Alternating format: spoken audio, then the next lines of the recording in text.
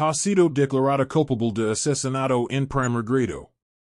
Queda condenada a muerte en la horca. Será ahorcada hasta que muera. Juez de pie. O estaba en la sala, con las manos encadenadas. No lloraba, no suplicaba. Simplemente miraba al juez con ojos fríos. Los presentes susurraban entre sí, algunos lloraban, pensando en el pobre Ophir, asesinado de forma tan cruel por este animal. Adamu estaba sentado en la primera fila de la sala, con las manos temblorosas y el corazón lleno de dolor. Ophir era el amor de su vida. No podía creer que alguien tan cercano pudiera hacer algo tan malvado.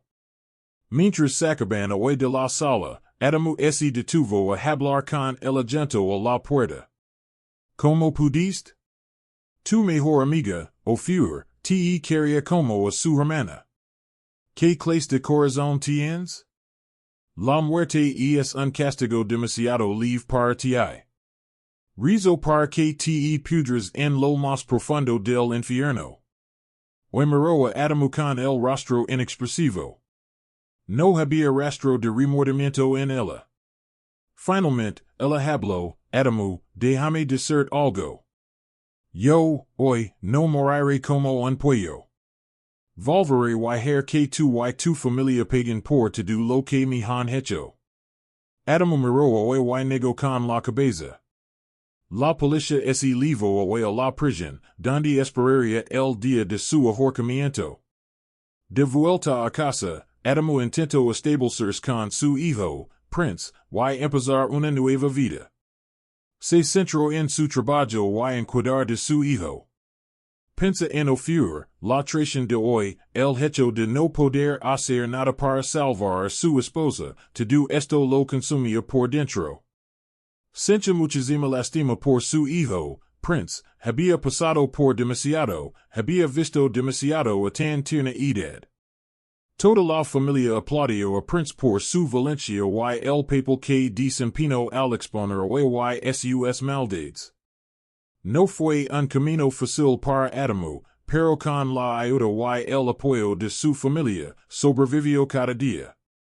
La Esarea Mina, la madre de Adamu, siempre acudía a él cuando podía para ayudarlo con Prince.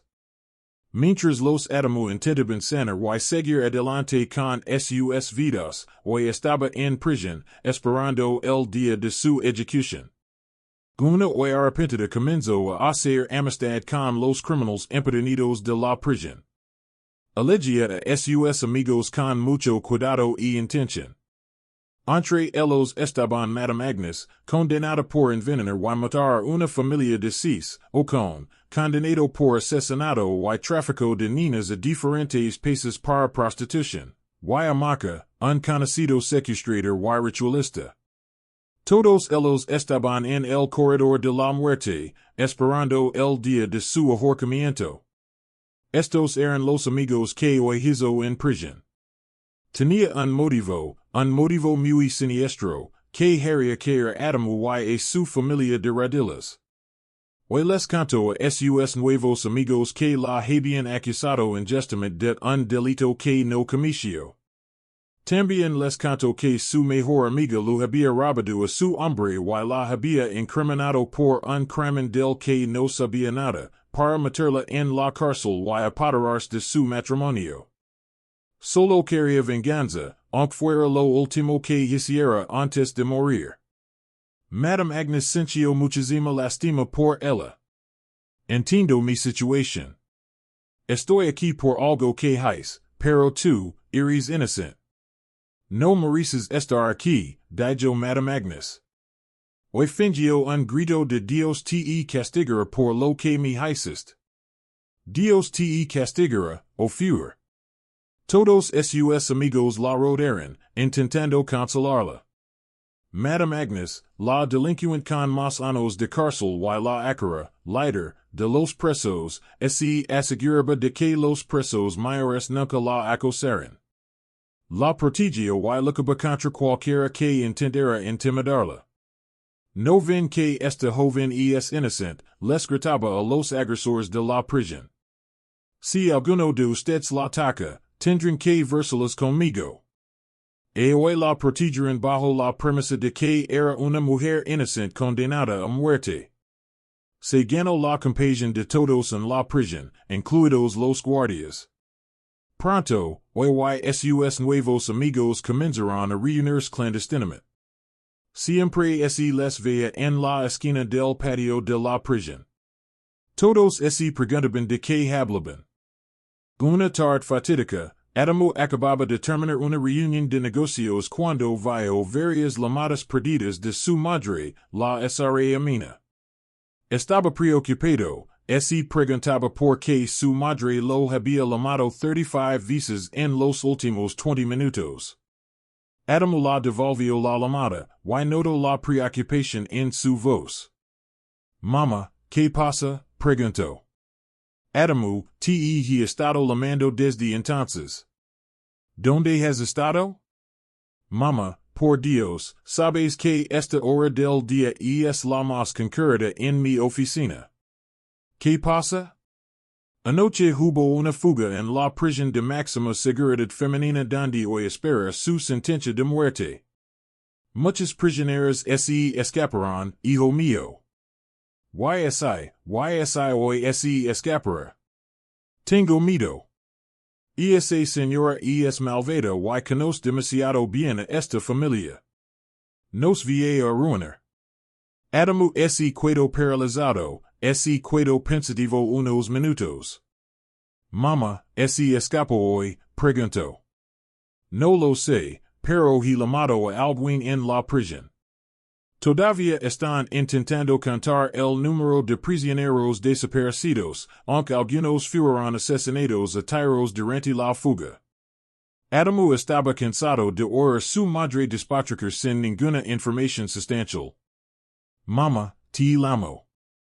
Llamó rápidamente a su hermano, Cabarrú. Cabarrú, hoy que anoche hubo una fuga en la prisión donde hoy espera su sentencia. Por favor, llama a tu contacto en la prisión y averigua si hoy escapó o si lo dispararán en el preciso. De acuerdo, déjame hacerlo ahora. Te llamo en 5 minutos, dijo Cabarrú. Esos fueron los 5 minutos más largos de la vida de Adamo. No dejaba de mirar su reloj a cada segundo. Tenía la garganta seca. A los 5 minutos exactos, Cabarrú le devolvió la llamada. Cabarrú, dime, preguntó Adamo con mucho miedo en la voz. Hermano, hoy escapó. Adamo cayó al suelo, fue como si le hubieran echado encima un tubo de hielo. Pensó en Prince. Prince seguía en la escuela, y hoy sabía exactamente dónde estudiaba Prince. Adamo cogió las llaves del coche y salió furioso del edificio de oficinas. Conducía como un loco. Estaba dispuesto a destruirlo todo con tal de llegar a Prince antes que hoy. Adamo rezaba para que sus miedos no se hicieran realidad. Prince había pasado por tanto, no podía permitir que su hijo volviera a ver hoy la mujer que lo arrebató a su madre a tan tierna edad. A unos minutos en coche de la escuela de Prince, Adamo se encontró con un atasco. Era un tráfico parado. Un remolque se había quedado en la carretera justo delante de la escuela de Prince, eso era lo que causaba el atasco. Ahora no. Hoy no, gritó Adamo. Pero al levantar la vista del coche, vio la escuela de su hijo, así que decidió abandonarlo en el tráfico y correr. Es el tiempo de descuento, cada segundo cuenta, se dijo. Adamo corrió como un loco. Al llegar a la puerta de la escuela, apartó a los guardias de seguridad y corrió directo al aula de Prince. ¿Dónde está mi hijo?, le gritó a la profesora de Prince. Señor, ¿está todo bien?, preguntó la SRAF, por favor, señora, no tengo tiempo para preguntas tontas. ¿Dónde demonios está mi hijo? Está afuera llegando con sus amigos, respondió la SRAF conmocionada y asustada. Nunca había visto al señor Adamu tan enfadado. Adamu corrió al patio con la esperanza de encontrar a Prince, pero no lo vio entre sus compañeros. Prince, gritó, pero Prince no estaba por ningún lado. Preguntó a todos sus compañeros, pero nadie lo vio. Adamu pidió que llamaran a Ali, el mejor amigo de Prince. Ali, ¿has visto a Prince?, preguntó Adamu. Estábamos llegando aquí hace un rato y dijo que quería ir al baño, así que he estado aquí esperando a que volviera. Antes de que Ali pudiera terminar su declaración, Adamu corrió al baño de la escuela. Buscó por todas partes, pero seguía sin encontrar a Prince. Gritó su nombre, pero no hubo respuesta. Cuando regresó para encontrarse con la dirección, estaba furioso. Sus ojos brillaban de ira. ¿Cómo puede un niño pequeño desaparecer de la escuela ante sus narices, sin que ustedes tengan una idea de cuándo y cómo así fue? Juro que es algo le pasa a mi hijo, quemaré esta escuela hasta las cenizas. Adamu salió furioso de la escuela y corrió hacia donde había aparcado el coche. Condujo directo a la comisaría para presentar una denuncia formal. En cuanto llegó a la comisaría, cuando estaba a punto de bajarse del coche, sonó su teléfono. Era un número desconocido. Contestó rápidamente. Hola, dijo Adamu. Al otro lado de la línea estaba hoy. Su voz era fría y cruel. Adamu, dijo, tengo a tu hijo, Prince. El corazón de Adamu se paró. Por favor, hoy, no lo hagas daño, suplicó Adamu. Solo es un niño. Por favor, hoy, te queda algo de humanidad, te lo suplicó. Hoy estalo encarcajadas. ¿Niño? ¿Llamas niño a Prince? Este niño es la razón por la que me enviaron a la cárcel. Este niño es la razón por la que me condenaron a muerte. Este niño me privó de mi hogar, de mi vida, de mi felicidad. Debería haberme casado contigo, Adamu, pero no lo estoy, y es por culpa de Prince. Hoy miró a Prince, atado a una silla en el edificio inacabado donde lo tenían retenido. Pequeño demonio, me asegurar de que pagues por todo lo que me hiciste. Lu dio varias bofetadas. Prince gritó y lloró, Papa, por favor, ven a salvarme. Adamu estaba destrozado, lloró y le rogó a hoy que dejara de torturar al niño. Hoy, por favor, deja de hacer el daño. Solo dime que quieres, hacer lo que sí. Antes que nada, no intentes hacer bromas. Si te atreves a ir a la comisaría, matar a tu hijo y te enviar un video de como Mario. Seguro que ya sabes de lo que soy capaz, dijo hoy. Sé de lo que puedes hacer, hoy, lo sé, y te permito que no ir a la policía. Adamu encendió el motor y salió de la comisaría inmediatamente. Condujo directo a casa, donde esperaría nuevas instrucciones de hoy. Adamu llegó a casa, caminando, jadeando, esperando la llamada de hoy. Fue a la habitación de Prince, ese heredilo y rezó para que su hijo volviera a casa.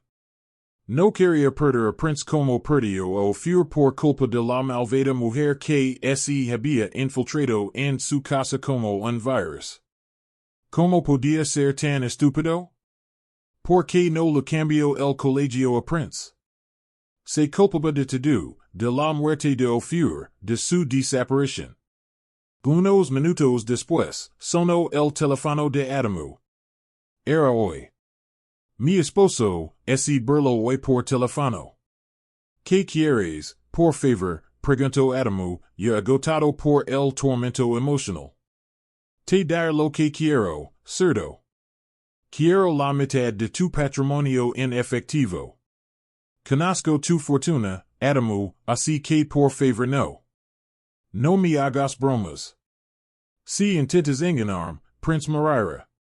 Adamu permitio dar al oitado lo que quisiera. No lo importa quanto, solo quería salvar su hijo. Cualquier cantidad que hoy pudiera no era nada comparada con la vida de Prince. Adamu corrió a casa de la familia y les pidió ayuda para conseguir el dinero que hoy quería en efectivo. ¿Cómo puede ser hoy tan despiadada? Después de todo lo que nos ha hecho, todavía quiere esa cantidad. Tenemos que informar a la policía, dijo la SRA Amina. Nadie vaya a involucrar a la policía, gritó Adamu furioso. ¿Quieres matar a mi hijo? Sabes que esa mujer es malvada y que nunca se la puede subestimar. Por favor, lo ruego a todos, lo que necesito es como conseguir el dinero que quiero en efectivo. Llaman a quien tengan que llamar, muevan los hilos que tengan que mover en el banco. Necesito ese dinero en efectivo para mañana. Fue entonces cuando me dijo que trajera el dinero.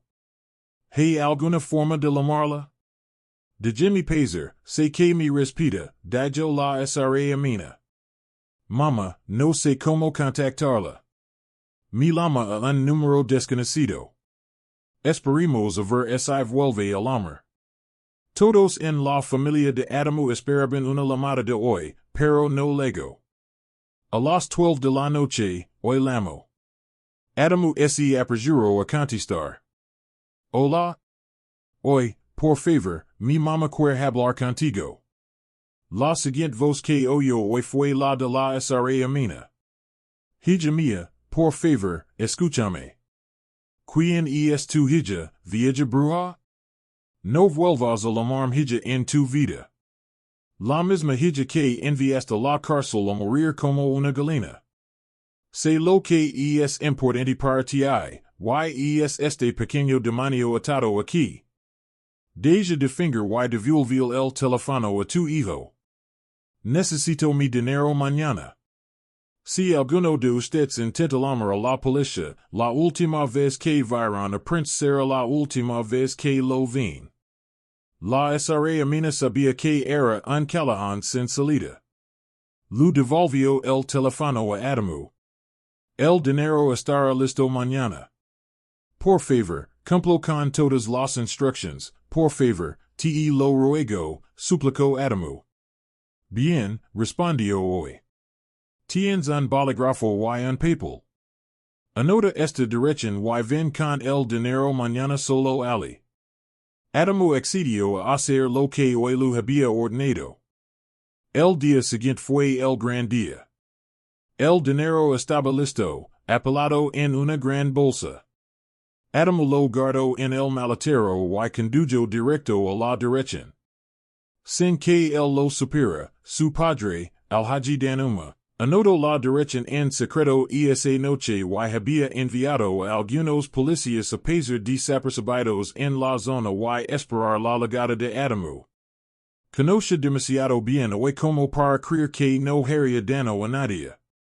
En cuanto Adamu llegó, bajó y esperó la llamada de hoy, pero hoy no llamó. Adamu esperó durante horas, con la mente desorientada. Habría cambiado de opinión hoy y decidido matar a Prince, pensó Adamu, se moría.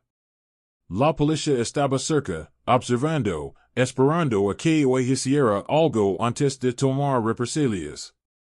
Adamu observó el entorno donde se escondía hoy, parecía peligroso. Parecía un escondite para criminales empedernidos y secuestradores experimentados. Definitivamente, hoy no trabajaba sola. ¿Cómo había logrado establecer ese tipo de contacto en tan poco tiempo? ¿Quién es hoy en realidad? Con quien vivió todos estos meses, pensó Adamu, cincha las piernas débiles y pesadas. Hoy había hecho amigos en prisión. Todas esas reuniones secretas formaban parte del plan de fuga. Madame Agnes y el grupo habían planeado la fuga porque hoy les había contado lo mucho que implicaba. Eran criminales despiadados y empedernidos, dispuestos a cualquier cosa por dinero. Después de unas 4 horas, hoy lamo. Adamu contesto rapidamente. Aquí estoy. Tengo todo el dinero en el maletero. ¿Dónde lo levo? ¿Dónde estás? Tranquilo, señor. Puedo verte. Te he estado observando durante más de 4 horas. Me encanta verte sufrir. Me encanta verte sufrir.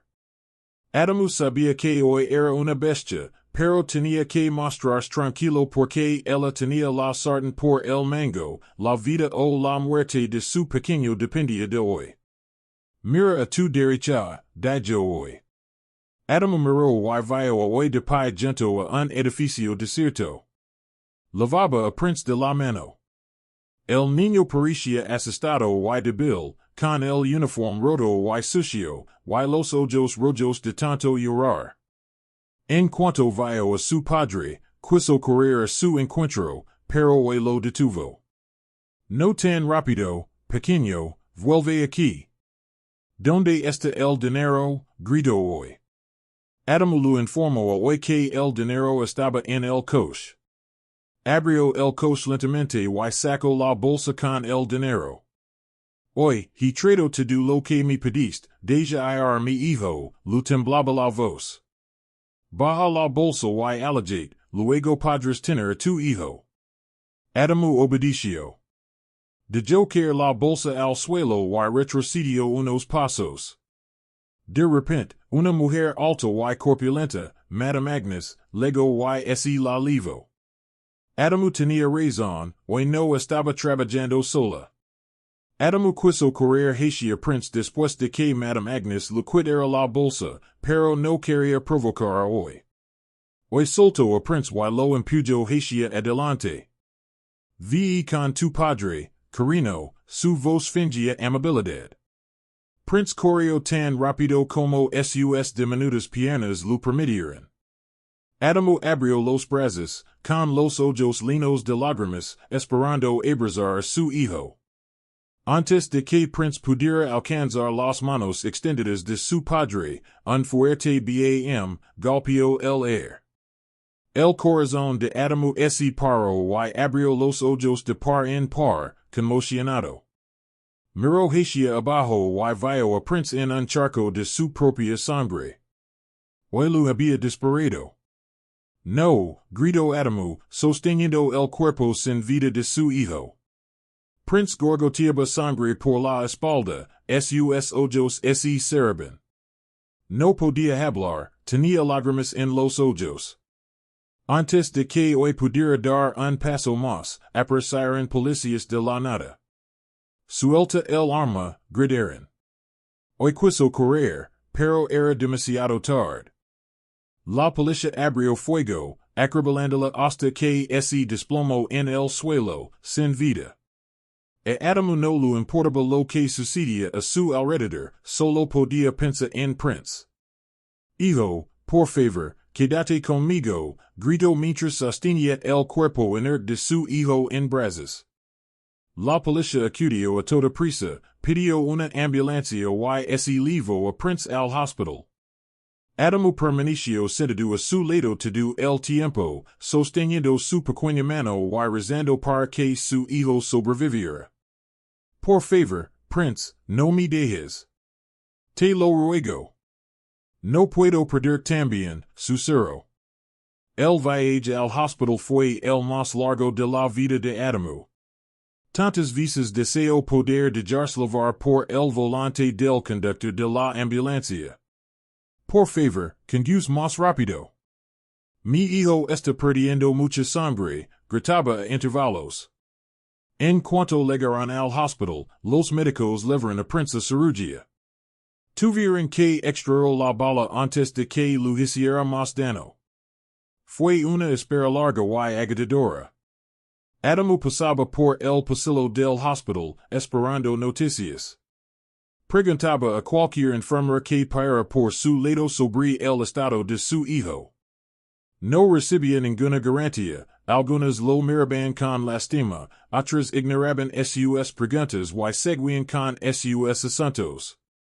Sencha un peso en el corazón, lino de culpa y miedo. Temia terminar enterrando a prince como entero a su madre, o fur. Como había podido permitir que esto sucediera? Había prometido proteger a prince, aunque como esposo no protegiera a su esposa, o fur, y ahora su pequeño lucaba por su vida, todo por culpa de hoy. Tras horas de espera, el médico por fin salió. Adamu corrió hacia él, desesperado por respuestas. ¿Cómo está mi hijo? ¿Se pondrá bien? El médico lo miró, suspiró y asintió.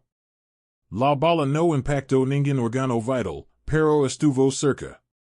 Ahora está estable, pero está en coma. No podemos garantizar cuándo despertará del coma. Sin embargo, tardará un tiempo en despertar, pero haremos todo lo posible para que se recupere lo antes posible. Y es posible que no pueda caminar durante los primeros meses después de despertar, la bala impactó muy cerca de la columna. Como es joven, el daño es reversible y debería poder caminar en un año, pero tenga la seguridad de que su hijo está en las mejores manos. Adamu sintió una mezcla de alivio y tristeza. Su hijo estaba vivo, pero la batalla no había terminado. Ahora su pequeño tendría que estar confinado a una sala de ruedas. Un niño inocente sufría por culpa de esa mujer malvada que no sabía cuándo parar. Más tarde ese mismo día, Adamu recibió una llamada de su hermano, Kabaru, diciendo que la policía había confirmado la muerte de hoy. Su grupo de 4 mujeres fue restrito hasta su escondite. Habían intentado resistirse al arresto y querían huracán el dinero. Hubo un tiroteo, y todos ellos murieron en el preciso, y el dinero fue recuperado. Sus cuerpos fueron llevados a la estación de policía para ser identificados, y así confirmó que eran los prisioneros que habían escapado de la prisión femenina de máxima seguridad durante la fuga. Adamu estaba aliviado de que hoy se hubiera ido para siempre. No le importaba que recuperaran el dinero, lo único que quería era que su hijo saliera vivo del hospital. Hoy puede pudrirse en el infierno por lo que a él le importa. Adamu se sentó junto a la cama de Prince, sujetando las manos, esperando y rezando para que despertara. Pasaron 5 semanas, y Prince seguía en coma. Todos los días, Adamu se sentaba a su lado, hablando, esperando que su voz lo devolviera. Leía sus cuentos favoritos para dormir, ponía sus dibujos animados favoritos, aun así, Prince no despertaba. La Sra Amina, la madre de Adamu, también se quedó en el hospital, tratando de consolar a su hijo. Es un niño fuerte, Adamu. Despertará. No te preocupes, lo peor ya pasó. Estoy segura de que saldrá con vida, dijo en voz baja. Para la séptima semana, justo al atardecer, ocurrió algo asombroso, los dedos de Prince se crisparon. Al principio, Adamu creyó que lo imaginaba. Esperó un rato a que volviera a ocurrir, pero nunca sucedió. Entonces levantó la vista y vio que los ojos de Prince se abrían lentamente. Adamu se levantó de un salto. Quería correr a llamar al médico. Al llegar a la puerta, oyó la voz, «Papa». La voz de Prince era débil, pero era el sonido más hermoso que Adamu había oído jamás. «Sí, hijo mío, estoy aquí», dijo Adamu, con lágrimas de alegría corriendo por su rostro. «Vas a estar bien.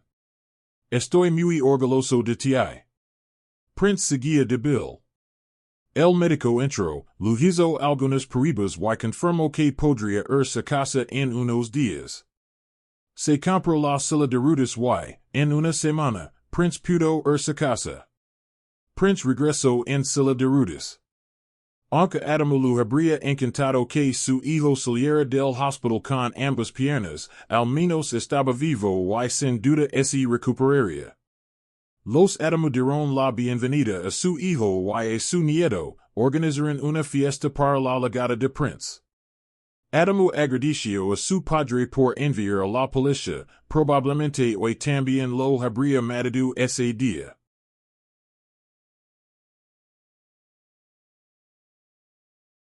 No estaba preparado para perder un hijo y un nieto el mismo día. Tenía que hacer lo que creía correcto, dijo al Haji Danuma.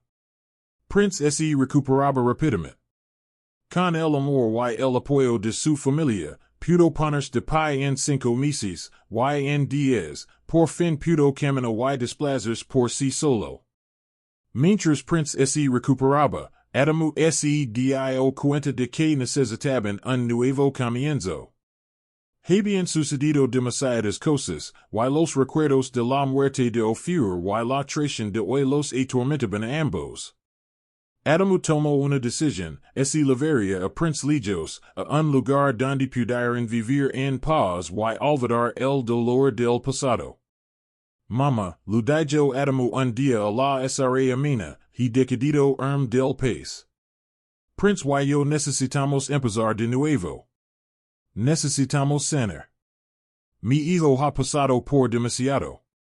La SRA Amina asenció con lágrimas en los ojos. Lo entiendo, hijo mío. Haz lo que tengas que hacer.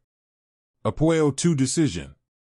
Siempre estar aquí para ti, vayas donde vayas.